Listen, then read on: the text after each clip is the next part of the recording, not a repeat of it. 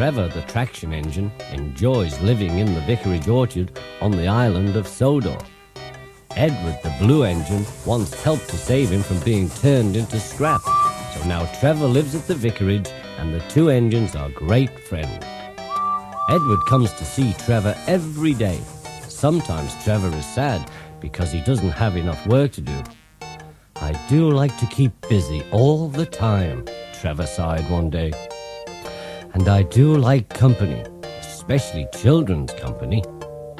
"Cheer up," smiled Edward. "The Fat Controller has work for you at his new harbour. I am to take you to meet Thomas today." "Oh," exclaimed Trevor happily, "a harbour, the seaside. Children, that will be lovely." Trevor's truck was coupled behind Edward and they set off to meet Thomas.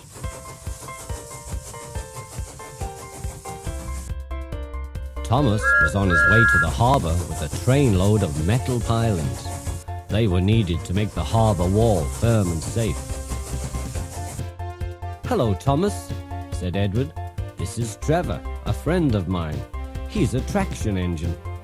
Thomas eyed the newcomer doubtfully. "A what engine?" he asked. "A traction engine," explained Trevor. "I run on roads instead of rails.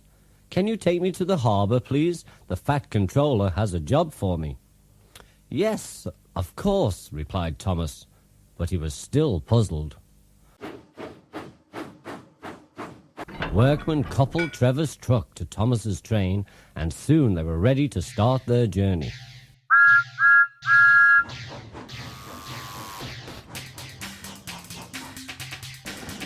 "I'm glad the Fat Controller needs me," called Trevor. "I don't have enough to do sometimes, you know. Although I can work anywhere, in orchards, on farms, in scrapyards, even at harbours." "But you don't run on rails," puffed Thomas. "I'm a traction engine.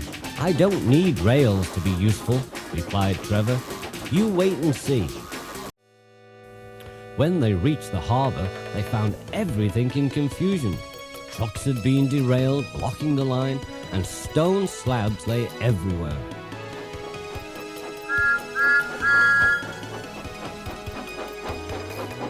"We must get these pilings through," said Thomas's driver. "They are essential. Trevor," he said, "we need you to drag them round this mess."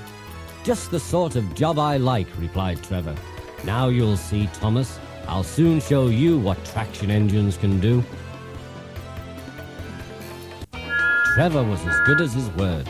First he dragged the stones clear with chains, then he towed the pilings into position. "Who needs rails?" he muttered cheerfully to himself.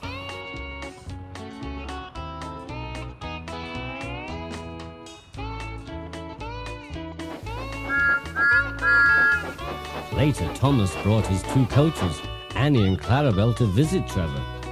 Thomas was most impressed. "Now I understand how useful a traction engine can be," he said. Thomas's coaches were full of children and Trevor gave them rides along the harbour. Of all the jobs he did at the harbour that day, he liked this best of all. "He's very kind," said Annie. "He reminds me of Thomas," added Clarabelle. Everyone was sorry when it was time for Trevor to go. Thomas pulled him to the junction.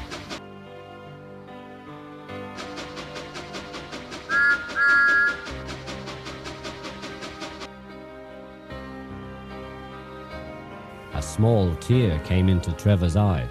Thomas pretended not to see and whistled gaily to make Trevor happy. "I'll come and see you if I can," Thomas promised. "The vicar will look after you and there's plenty of work for you now at the orchard, but we may need you again at the harbour someday." "That would be wonderful," said Trevor happily.